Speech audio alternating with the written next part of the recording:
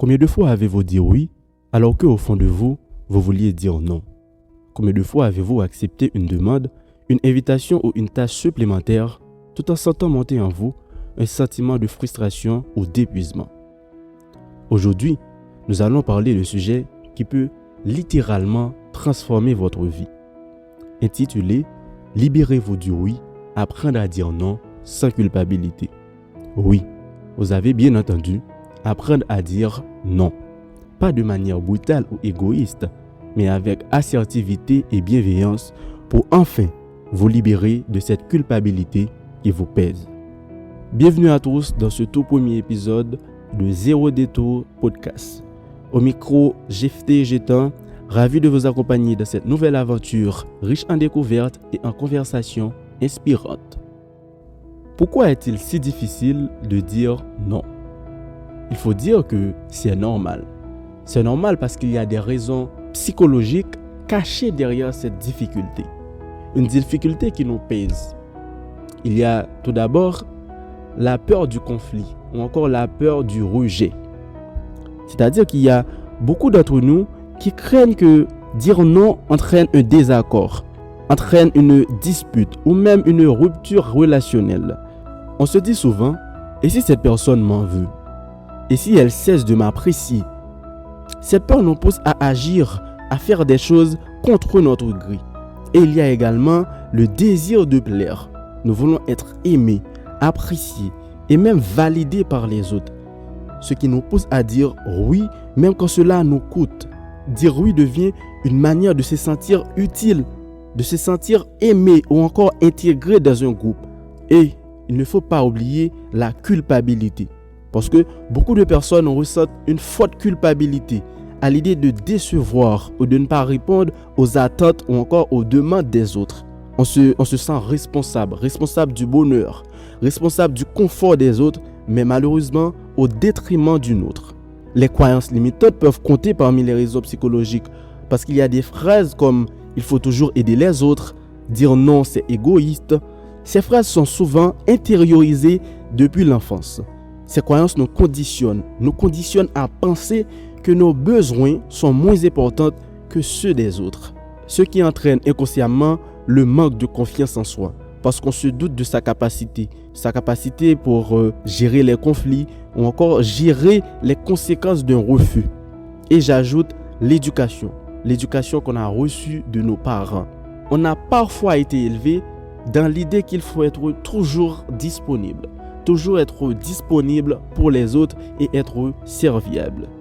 Ces peurs, ces culpabilités, ce manque d'affirmation, toutes ces raisons psychologiques ont des répercussions bien réelles sur notre quotidien. Voyons ensemble quelques-unes comme l'épuisement mental et physique. Accepter trop de responsabilités mène au surménage et au burn-out ou encore l'épuisement professionnel.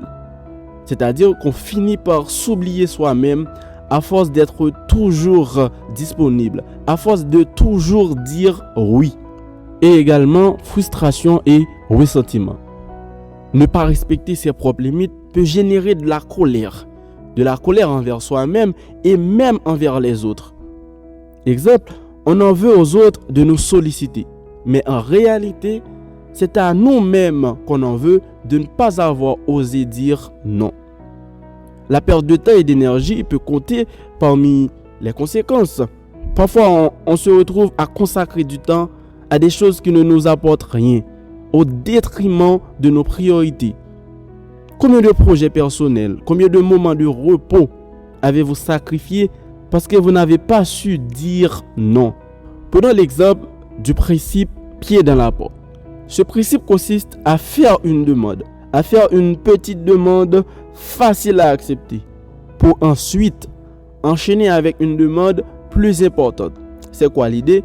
L'idée est que l'acceptation de la première demande augmente la probabilité que la personne accepte la seconde, même si celle-ci est plus exigeante. Maintenant, disons, pourquoi on dit que dire non, le fait de pratiquer l'art de dire non est une compétence essentielle. Tout d'abord, il y a le respect de soi et ses limites. Fixer des limites saines, c'est-à-dire que dire non, c'est reconnaître que vos besoins, votre temps, votre énergie ont de la valeur. Cela vous permet également de ne pas vous laisser envahir par les demandes des autres. Exemple, vous avez déjà été débordé au travail. Accepter une nouvelle tâche risque de vous épuiser. Dans ce cas, dire non, c'est protéger votre santé mentale et physique. Ça aide également à éviter l'épuisement. En refusant ce qui ne vous sert pas, vous préservez votre énergie pour ce qui compte vraiment pour vous, pour vos priorités. Bien heureusement, ces compétences améliorent les relations. Vous allez établir des attentes claires. Dire non de manière respectueuse, ça permet aux autres de comprendre vos limites, de mieux respecter vos besoins. Si vous dites non à un collègue qui vous sollicite trop souvent, cela peut l'inciter à trouver d'autres solutions plutôt que de compter systématiquement sur vous. Et ça renforce la confiance. Les relations sincères sont basées sur l'honnêteté, carrément.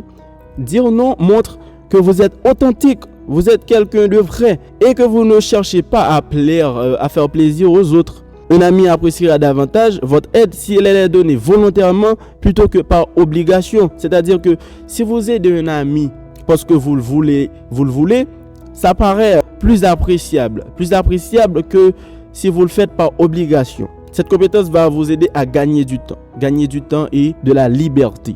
Vous allez pouvoir vous concentrer sur vos priorités.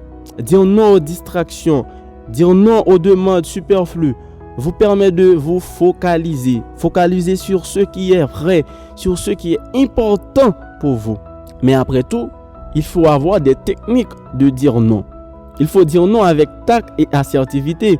Parce que le fait de dire non ne signifie pas être brutal ou égoïste. Voilà quelques techniques. Il y a le fait d'être clair et direct. Vous allez utiliser des phrases courtes et claires. Exemple, je ne peux pas m'engager sur ce projet en ce moment. Là, vous êtes direct et très clair. Et il faut à tout prix éviter les justifications. Éviter les justifications excessives. Pas la peine de donner tout de détails. Pas la peine de vous excuser longuement. Soyez bref et précis. Exemple, vous pouvez dire « Je ne suis pas disponible. Je ne suis pas disponible pour t'aider cette fois-ci. » Pas la peine de donner trop de détails. Autre technique, il faut proposer une alternative. Il faut montrer tout d'abord votre bonne volonté. Si vous ne pouvez pas aider, il faut proposer une autre solution. Proposer un autre jour. Exemple, je ne peux pas t'aider aujourd'hui, mais la semaine prochaine, je serai disponible. Je ne peux pas t'aider ce matin, mais ce soir, je serai disponible. Vous pouvez également utiliser l'empathie. Montrer que vous comprenez la situation.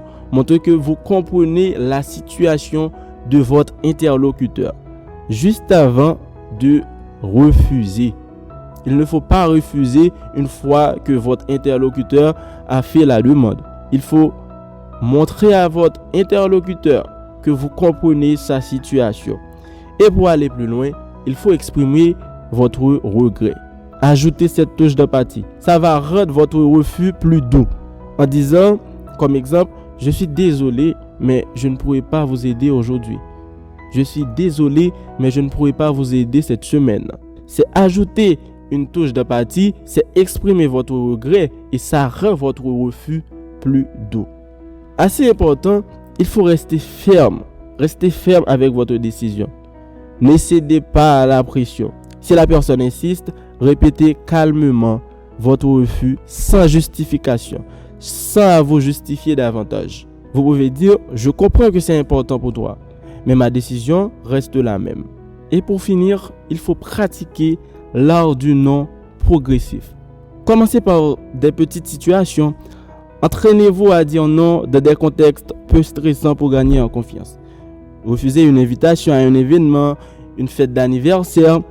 Il faut commencer avec ces situations peu stressantes.